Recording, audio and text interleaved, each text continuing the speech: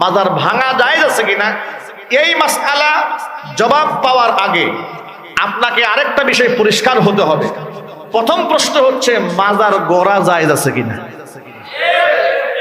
কথা বলে না কেন? ভাঙার পর্ব তো পরে আসবে। প্রথম প্রশ্ন কি, মাজার গড়া জায়েজ আছে কিনা। যদি মাজার গড়াই জায়েজ না হয়, তাহলে মাজার যে ভেঙেছে সে মাজারে শুয়ে থাকা ব্যক্তির সাথে বেয়াদবি করে নাই। বেয়াদবি সেই করেছে যে তার উপর মাজার তৈরি করে তাকে অপমানিত করেছে। মাজার ভেঙে সে অন্যায় করে না, মাজার ভেঙে শিরকের আস্তানা গুড়িয়ে দিয়েছে।